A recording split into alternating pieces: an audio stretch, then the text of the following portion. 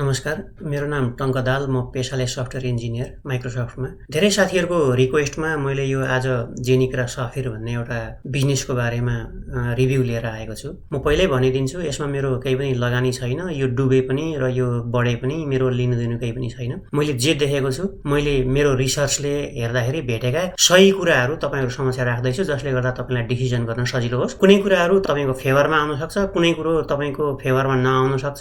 त्यो भएर सबैलाई खुशी बनाउन सकिँदैन पनि। मैले सबैलाई खुशी बनाउनको लागि यो भिडियो बनाएको पनि हैन, सत्य तथ्य तपाईहरु सामु आओस् भनेर बनाएको हो। दुईटा कुरा छन् यहाँ। एउटा सफिर भन्ने वेबसाइट छ र अर्को जेनिक भन्ने वेबसाइट छ। सफिर भन्ने वेबसाइटमा जाँदाखेरि खास ठुलो कुरो केही पनि देखिँदैन, यहाँ धेरै इन्फर्मेसन केही पनि छैन। तर मेन कुरा यहाँ जेनिकको बारेमा चाहिँ कुरा गरेको छ। त्यो भएर मेन यिनीहरुको प्रोडक्ट जेनिक नै हो भनेर म जेनिकको चाहिँ वेबसाइटमा गएको छु। जेनिक.net भन्ने एउटा बेग्लै वेबसाइट छ, जेनिक.com भन्ने बेग्लै छ। तर मेन उनीहरुको वेबसाइट चाहिँ जेनिक.com हो रहेछ भन्ने थाहा पाएँ। यहाँनिर एउटा हबको कुरा गरेको छ। युनिस्वापमा चाहिँ हामी लिस्ट भइसकेका छौँ, प्यानकेक स्वापमा आउँदैछौँ भन्ने खालका कुरा गरेको छ। त्यो के हो अहिले म एकछिनमा बताउँछु। यहाँ चाहिँ स्मार्ट कन्ट्र्याक्टको एड्रेस पनि दिएको छ। अनि नोन फ्रम भनेको छ, दिस डजन्ट मिन एनिथिङ। त्यसपछि अरू चाहिँ कोइन छ, हब छ, बिजनेस मोडलहरू छ, एप छ। त्यसपछि चाहिँ हामी जेनिक एक्सचेन्ज भन्ने एउटा एक्सचेन्ज ल्याउँदैछौँ, जसरी न्यास्ड्याक छ अथवा चाहिँ नेप्से छ, बाइनान्स छ अथवा कोइनबेस छ। त्यसैगरी हाम्रो आफ्नै जेनिक एक्सचेन्ज ल्याउँदैछु भन्ने खालको चाहिँ एउटा चाहिँ प्रोजेक्सन उनीहरूको चाहिँ प्लान हो। जेनिक पे जसरी चाहिँ हाम्रो एप्पल पे अथवा चाहिँ पेपल छ, त्यसैगरी उनीहरूको आफ्नै पेमेन्ट सिस्टम जेनिक एप आउँदैछ। हब छ, डिसेन्ट्रलाइज फाइनान्सिङ, टोकनका कुरा गरेका छन् र केही प्लानहरू केही भइसकेका र केही हुनेवाला प्लानहरू राखेको छ। केही फ्रिक्वेन्टली आस्क्ड क्वेसन छ। धेरै गज्याङ गुजुङ खालको वेबसाइट छैन, क्लियर स्ट्रेट फरवर्ड छ। र सुरु गर्नुभन्दा अगाडि मैले जहिले पनि अस्ति चाहिँ हाइपरफन्डको चाहिँ सुरु गर्नुभन्दा अगाडि पनि यही गरेको थिएँ, यहाँ पनि यही गर्छु। कम्तीमा यिनीहरूले चाहिँ दुबईमा चाहिँ रजिस्टर भएका छौँ भनेर भनेको छन्। मैले दुबईको त्यो वेबसाइटमा गएर यो रजिस्टर भएको छ कि छैन भनेर मैले चेक गरेँ, DIFCA। त्यसमा गएर चेक गर्दाखेरि उनीहरूको रजिस्ट्रेसन भेटिन्छ, मजाले उनीहरूले रजिस्ट्रेसन भएका छन्। तर रजिस्ट्रेसन हुँदाखेरि यस्तो खालको बिजनेस गर्ने भनेर चाहिँ रजिस्ट्रेसन गर्ने भन्दा पनि IT र इन्फ्रास्ट्रक्चर अथवा साइबर सेक्युरिटीमा बिजनेस गर्ने अलिकति अब्जेक्टिभ फरक देखिन्छ। तर जे भयो नि बिजनेस रजिस्ट्रेसन भएको छ, त्यसलाई प्लस पोइन्ट मान्नुपर्छ। अब यो बारेमा अझै बढी बुझ्नको लागि मैले दुबईमा बस्ने केही साथीहरूसँग कन्ट्याक्ट गरेँ र चाहिँ यसैभित्र इन्भल्भ भइसकेका साथीहरूसँग मैले गफ गरेँ। अनि मलाई उहाँहरूले गुगल ड्राइभमा केही इन्फर्मेसनहरू पठाइदिनु भएको छ र उहाँहरूले भनेअनुसार चाहिँ के भने दुबईको शेखहरू पनि इन्भल्भ छ यसमा भन्ने कुरा चाहिँ सुन्नमा आयो र केही भिडियोहरू पठाउनु भयो। मैले यो भिडियो हेरेँ, यहाँनिर केही दुबईका मान्छेहरू पनि इन्भल्भ भएको देख्न सकिन्छ। तर त्यहीँ बस्ने साथीहरूलाई र मैले इन्टरनेटमा पनि सर्च गर्दा यी कुनै पनि मान्छेहरू दुबईका शेख चाहिँ होइनन्, दुबईका राजा होइनन्। यिनीहरू कुनै पनि दुबईका मान्छेहरू हुन्। दुबई भित्रैका केही बिजनेसम्यानहरू पनि इन्भल्भ भएका रहेछन् र केही प्रेस रिलिजहरू पनि देखेँ मैले। त्यो प्रेस रिलिजमा चाहिँ रोयल फ्यामिली पनि सपोर्ट गरेको छ, रोयल फ्यामिलीले पनि लगानी गरेको छ भन्ने खालका इन्फर्मेसनहरू देखेँ। तर त्यो सबै प्रेस रिलिजहरू यही कम्पनीले आफैले प्रेस रिलिज गरेको हुनाले त्यसलाई विश्वास गर्ने आधार देख्दिनँ। इन्डिपेन्डेन्ट मिडियाले त्यो कहिले पनि चाहिँ भेरिफाई गरेको छैन, त्यो भएर त्यसलाई मैले चाहिँ पत्याउन सकिनँ। त्यस पछाडि अरू केही प्रेजेन्टेसनहरू छन् यहाँनिर। अनि त्यस पछाडि यहाँ जे प्रेजेन्टेसन गरेको छ त्यही प्रेजेन्टेसनहरूको पावर पोइन्ट पनि मैले भेटेको छु। त्यो पावर पोइन्ट पनि म एकपल्ट सर तपाईहरुलाई देखाउँछु। यो पावर पोइन्टमा एउटा देखाउनु पर्ने कुरो के हो भने कम्तीमा यहाँनिर चाहिँ हामीले यहाँ भनेका कुराहरूमा चाहिँ रिटर्न जुन 2000% रिटर्न आउँछ 5 वर्षभित्रमा भन्ने खालको कुरा गरेको छ। त्यो ग्यारेन्टिड चाहिँ होइन, त्यो प्रोजेक्टेड हो, एस्टिमेटेड हो भनेको छ, व्हिच इज गुड। कम्तीमा यसले चाहिँ सुरुमै त्यो कुरा भनिदियो। त्यसपछि उनीहरूको प्रोडक्टहरूको बारेमा, हबको बारेमा, बिजनेस मोडलहरूको बारेमा कुरा गरेको छ।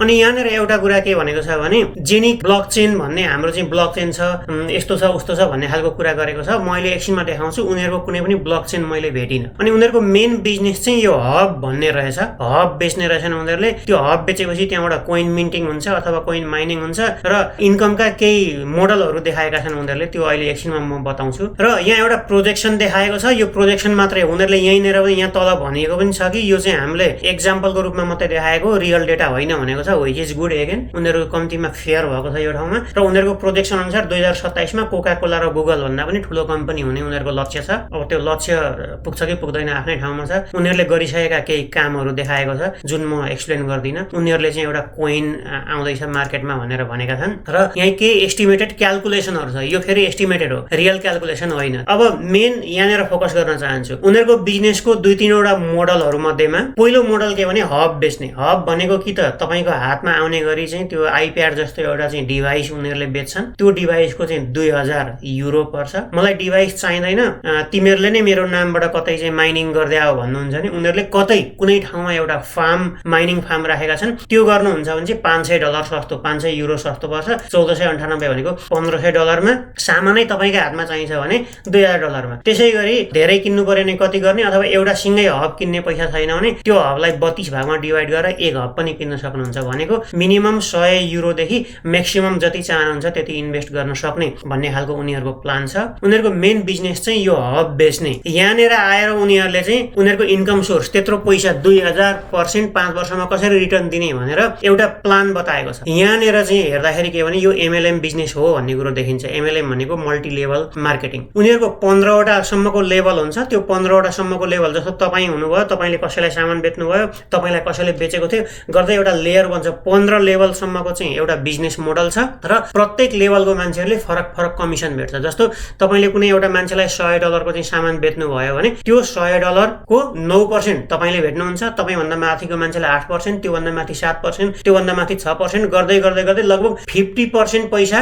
$100 मा बिक्री भएको 50% कमिसनमै जान्छ, 50% बाँकी रह्यो। त्यो बाँकी रहेको 50% पनि क्यारियर बोनस र बोनस पुल गरेर लगभग 70% पैसा बोनसमै र कमिसनमै सिद्धिन्छ। 30% पैसा मात्रै बाँकी हुन्छ तपाईँले कोही नयाँ मेम्बर बनाउनु भयो भने। अनि बोनस पाउने पनि विभिन्न बेग्ला बेग्लै लेभलहरू, बेग्ला बेग्लै क्राइटेरियाहरू बताइदिएको छ। र त्यस पछाडि बोनस पुल र performance based model. Performance based भनेको जति धेरै बेच्नुहुन्छ त्यति धेरै बोनस चाहिँ मल्टिप्लाई हुन्छ भन्ने एउटा स्किम बताएको छ। यहाँ भनेको रियल्ली तपाईँलाई नाफा भयो भने कसरी नाफा हुन्छ भन्ने एउटा सिस्टम बताइदिएको छ। म अहिले एकछिनमा यसलाई हाइपर फन्डसँग कम्पेयर गरेर पनि बताउँला। अब दोस्रो पार्टमा जाउँ। दोस्रो पार्टमा उनीहरूले जुन यो दुईटा स्मार्ट कन्ट्र्याक्टको एड्रेस दिएको छ त्यो एड्रेस मैले क्लिक गरेर खोलेँ भने त्यो इथर स्क्यानमा जान्छ। मतलब के हो भने उनीहरूको आफ्नो ब्लक चेन छैन। नम्बर 1 उनीहरूले इथेरियम र BNB मा दुई ठाउँमा एउटा एउटा स्मार्ट कन्ट्र्याक्ट क्रिएट गरेका छन्। त्यो स्मार्ट कन्ट्र्याक्ट कोइन होइन, टोकन हो। त्यही टोकनलाई चाहिँ उनीहरूले जेनिक कोइन भनेर अहिलेसम्म हल्ला मचाइराखेका छन्। टोकनको कुरा तपाईँले बुझ्नुपर्छ के भने स्मार्ट कन्ट्र्याक्ट मैले तपाईँले जोसुकैले पनि क्रिएट गर्न सक्छ। अलिकति पैसा लाग्छ, अलिकति टेक्निकल नलेज चाहिन्छ, तर स्मार्ट कन्ट्र्याक्ट क्रिएट गर्न गाह्रो छैन। मैले मेरो नाममा पनि एउटा टोकन क्रिएट गर्न सक्छु। त्यसको मतलब के होइन भने टोकन क्रिएट भयो, कोइन बन्यो, कोइन मार्केटमा बिक्री हुन थाल्यो भन्ने होइन। यहाँनिर अलिकति एउटा बदमासी देखिन्छ। उनीहरूले यो कुरा क्लियरली कतै बताइदिनु पर्थ्यो, कहीँ पनि बताइदिएको छैन। बुझ्ने मान्छेले मात्रै बुझ्छ। कोइन माइनिङ गर्न मिल्छ। त्यो माइनिङ गरेको कोइनको केही सर्टेन पर्सेन्टेज तपाईँलाई आउँछ, केही सर्टेन पर्सेन्टेज नेटवर्किङमा जान्छ।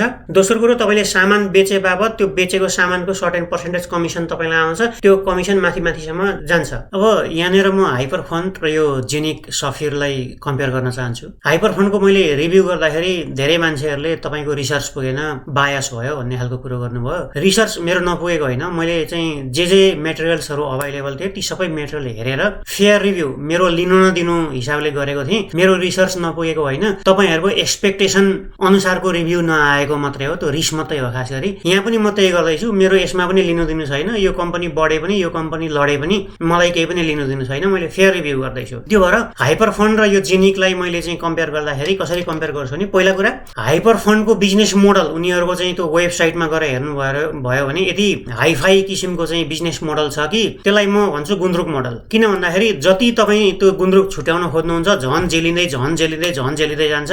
इन्टेन्सनल्ली कम्प्लेक्स बनाएको छ हाइपर फन्डको बिजनेस मोडल। तर यसको बिजनेस मोडल क्लियर छ। उनीहरूको चाहिँ एउटा कोइन भन्छन् उनीहरूले, टोकन छ, अनि एउटा चाहिँ डिभाइस छ, हब भन्छन्। मिन्टिङ र सेल्स दुईटा कुरा छ यसमा। क्लियर छ, धेरै गजाङ गुजुङ पारेको छैन। यस रिभ्यू पुरै हेर्नुलाई यसको मतलब मैले यो जेनिकमा गएर पैसा हाल्नुहोस् भनेको होइन, तर हाइपर फन्डसँग कम्पेयर गर्दैछु मैले। अर्को हाइपर फन्ड हेर्नुभयो भने यो क्रिप्टो हो कि क्रिप्टो माइनिङ हो कि क्रिप्टो स्टेकिङ हो कि MLM हो कि पन्जी हो कि सबैको क्यारेक्टर मिल्छ, तर के हो भन्ने कुरो कसैलाई पनि थाहा छैन। कोइन भनौँ भने उनीहरूको कोइन फ्री मार्केटमा गएर कहीँ पनि किन्न पाइँदैन। उनीहरूकै आफ्नै हु भन्छ। अब त्यो चाहिँ त्यही भित्रै चल्छ, बाहिर कहीँ पनि चल्दैन। यिनीहरूको नि एउटा टोकन छ, त्यही चल्छ, बाहिर चल्दैन। त्यो भएर न क्रिप्टो न लेन्डिङ न मिन्टिङ के हो थाहा छैन। यसमा यिनीहरूले कम्तीमा त्यो जुन चाहिँ वेबसाइट छ र यहाँ प्रेजेन्टेसन हेर्दै हुनुहुन्छ त्यहाँ के भन्छन् भने MLM हो, जति सेल्स बढी गरिस् त्यति पैसा पाउँछस् भनेर कम्तीमा अलिकति क्लियर भएको देख्छु यिनीहरूकोमा। अर्को सबभन्दा ठुलो क्वेसन मैले त्यो बेलामा उठाएको के थिएँ भने कुनै पनि कम्पनी लेजिट हो कि होइन भनेर हेर्ने सबभन्दा पहिलो कुरा भनेको त्यो कम्पनी संसारको कुनै पनि ठाउँमा रजिस्ट्रेसन भएको छ कि छैन। रजिस्ट्रेसनको मिनिङ किन आउँछ भने बिजनेस रजिस्ट्रेसन गर्नको लागि कुनै न कुनै एउटा प्रक्रिया पुरा गरेको हुनुपर्छ। हाइपर फन्डको बिजनेस रजिस्ट्रेसन मैले कुनै पनि ठाउँमा देखिन उनीहरूको वेबसाइटमा जे इन्फर्मेसन छ त्यसैलाई पत्याइदिनु पर्ने स्थिति छ। तर कम्तीमा यो जेनिकको रजिस्ट्रेसन मैले भेटेँ, योभन्दा अगाडि मैले त्यसको प्रुफ देखाइसकेको छु तपाईँहरूलाई। अर्को कुरो, मेम्बरहरूले कसरी प्रफिट कमाउँछन् भन्ने सवालमा हाइपर फन्डमा भित्र घुसेर कहाँ पुगेपछि कतै कतै स्टेकिङको कुरा गरेको छ, कतै कतै लेयर कमिसनको कुरा गरेको छ, तर क्लियर छैन, भेटाउन एकदमै गाह्रो पर्छ। यसमा राखिदिएको छ 15 वटा चाहिँ लेयर छन्, प्रत्येक लेयरले फरक फरक कमिसन पाउँछ र चाहिँ अर्को बोनस पनि छ भनेर कम्तीमा क्लियरिटी देख्छु मैले यसमा। अब दुईटै मिल्छन् केमा त, सिमिलारिटी केमा छ भनेर हेर्नु पर्यो। हाइपर फन्ड र जेनिकको बीचमा के चाहिँ मिल्छ भन्दा ब्लकचेनको कुरा गर्छन्, क्रिप्टोको कुरा गर्छन्, डिसेन्ट्रलाइज फाइनान्सिङको कुरा गर्छन्, अनि अहिलेका चाहिँ नयाँ टेक्नोलोजी र ट्रेन्ड छन्, जे छन् सबै कुरा मिसाउँछन्। त्यसमा सिमिलारिटी छ किनभने मान्छे तान्न सजिलो हुन्छ त्यसै गरेपछि। दुवै कमिसन र लेयर्ड मार्केटिङमा बेस्ड छ। कसैले चाहिँ मेम्बर बनायो भने त्यो मेम्बर बापतको पैसा माथिसम्म पुग्छ दुवैमा। एउटाले क्लियरली भन्छ, अर्कोले लुकाइ भन्छ, तर हुने कुरा त्यही नै हो। मेम्बरशिप बापतको पैसा माथिसम्म कमिसनको रूपमा पुग्छ दुवैमा। र दुवै एमएलएम र पन्जीसँग करिब मिल्छन्। दुवैमा रिस्क एउटै छ। जबसम्म नयाँ मेम्बरशिप बन्छ दुवैको इन्कम सोर्स छ, जब नयाँ मेम्बर बन्न बन्द हुन्छन् दुवैको इन्कम सोर्स सुक्छ, जब इन्कम सोर्स सुक्छ दुवैको बिजनेस बिस्तारै ढल्न सुरु हुन्छ। त्यो समय कहिले आउँछ त्यो समयले देखाउँछ। अब यसको मतलब मैले अघि भनिसकेँ, यसको मतलब यो होइन कि मैले जेनिकमा पैसा हाल्नुहोस् भनेको होइन। जेनिकमा तपाईँले होस्ट गर्नुपर्ने कुराहरू समरीमा के छन् भन्दा यिनीहरूले जुन डिभाइस हबको कुरा गर्दैछन्, यहाँनिर हबको थ्रुबाट चाहिँ माइनिङ हुन्छ, मिन्टिङ हुन्छ भन्ने कुरा गर्छन्। कुनै पनि एउटा मोबाइल डिभाइस अथवा ट्याब्लेटबाट बाइनान्स र इथेरियममा बेस्ड भएको टोकनको माइनिङ गर्न सकिँदैन, फुल स्टप। यतिमा कुरा बुझ्नुहोस्। यो मोबाइल डिभाइसमा त झनै सकिँदैन, ल्यापटपमा पनि सकिँदैन। पावरफुल कम्प्युटर, पावरफुल प्रोसेसर चाहिन्छ त्यसको लागि। यो एउटा झुटको खेती गरिरहेका छन् उनीहरूले। दोस्रो कुरो के भने जुन डिभाइस बेच्दैछन् यिनीहरूले त्यो हब भनेर, एउटा फिजिकल डिभाइस ट्याब्लेट जस्तो डिभाइस बेच्छन्, अर्को चाहिँ त्यो चाहिँदैन भनेर 1500 मात्रै तिर्ने भने कुनै ठाउँमा उनीहरूले तिमीहरूको तर्फबाट हामी चाहिँ राखिदिन्छौँ भन्छन्। तर त्यो ब्ल्याक बक्स छ, त्यो कस्तो हुन्छ, के गर्छ, कसरी काम गर्छ कसैलाई पनि थाहा छैन। आउटर वर्ल्डलाई थाहा छैन, उनीहरूले के गर्छन् उनीहरूलाई मात्रै थाहा छ।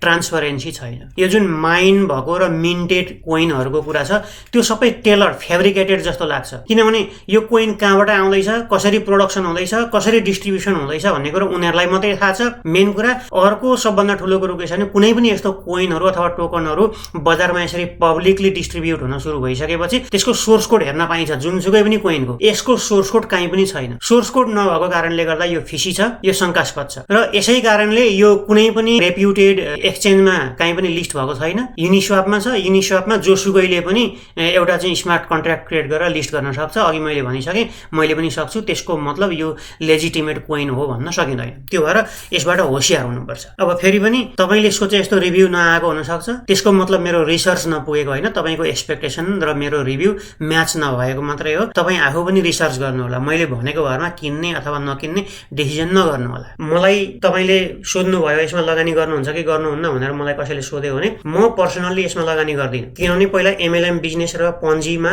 म इन्ट्रेस्टेड छैन। त्यति नै अथवा त्योभन्दा राम्रो लेजिट तरिकाले चाहिँ कमाउने अरू ठाउँहरू छन्, यसमा हाल्दिनँ। मेरो नितान्त व्यक्तिगत धारणा, म फाइनेन्सियल एडभाइजर होइन। तपाईँको पैसा हो, डुब्यो भने तपाईँको पैसा डुब्छ। म भएको भए यसमा लगानी गर्दिनँ थिएँ। यदि तपाईँ लगानी गर्नुहुन्छ भने तपाईँको बचेको सेभिङको एकदमै थोरै सानो एमाउन्ट, जुन एमाउन्ट डुब्यो भने पनि तपाईँलाई फरक पर्दैन, त्यस्तो खालको एमाउन्ट मात्रै लगानी गर्नु होला। र मेन सारांशमा बुझ्नु पर्यो तपाईँले के भने कुनै पनि यस्तो सानो मोबाइल डिभाइसबाट कोइन माइनिङ हुँदैन। फोनबाट र मोबाइल डिभाइसबाट माइनिङ गर्ने एउटै मात्रै कोइन अहिलेसम्म हामीले पाई नेटवर्क देखेको छौँ। त्यो पनि रियल कोइन होइन। अहिलेसम्म मैले एउटा रिभ्यू राखिसकेको छु, हेर्नु होला। त्यो भएर यो डिभाइसबाट माइनिङ हुँदैन, यो सेल्स पिच मात्रै हो। उनीहरूले चाहिँ कुनै एक ठाउँमा चाहिँ फार्म राखेका छन्, हामी तेरो तर्फबाट माइनिङ गरिदिन्छौँ भन्छन्, तर यो डिभाइस पनि प्लस त्यो उनीहरूले राखेको फार्म डिभाइस पनि सबै उनीहरूको अधीनमा हुन्छ। त्यहाँभित्र के हुँदैछ भन्ने कुरो संसारमा कसैलाई पनि थाहा छैन, उनीहरूलाई मात्रै थाहा छ। त्यो भएर ब्ल्याक बक्समा इन्भेस्ट गर्दै हुनुहुन्छ तपाईँले, बाहिरबाट केही पनि थाहा छैन। होस् गरेर